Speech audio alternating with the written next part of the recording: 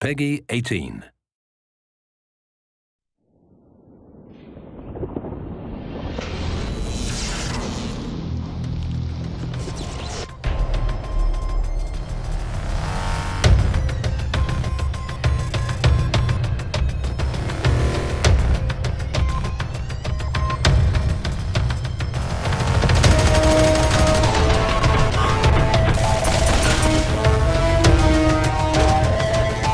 Motion capture is the technology they use to capture performances of actors and then translate that to 3D data that we then apply to our characters. There's a series of cameras set up in an array around the room. They're basically capturing markers that are set up at specific key points on the character to ensure that we have articulation at each joint. That data is captured with infrared cameras that reflect back the information to the cameras, and then that data is triangulated.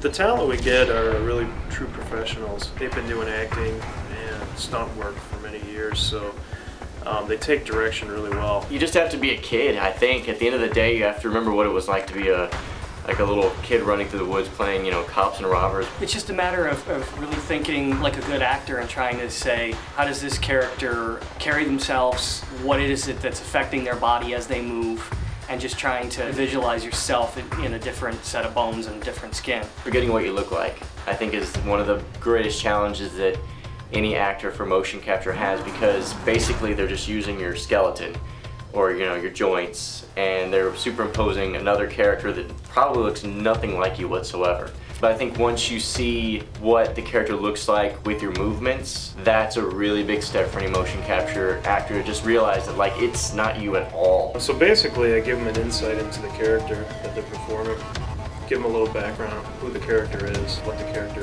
means to the game. And a lot of times we just let talent perform impromptu and kind of freestyle a little bit.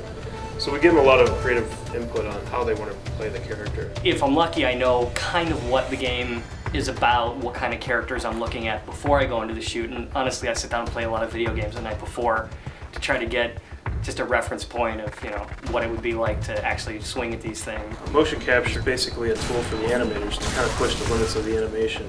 It gives us the fidelity, we get the subtleties of the motion. What we're able to do with it is push it beyond the limits of what a human can do.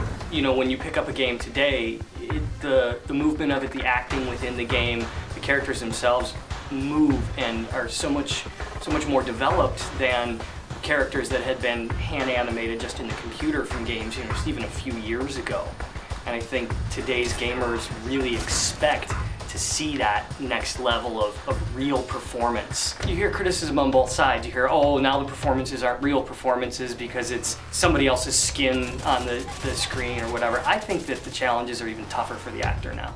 Getting an authentic, real performance to play through, you know, a digital skin, I think takes a lot of skill and a lot of thinking about your technique and making sure that you're giving an honest, authentic performance.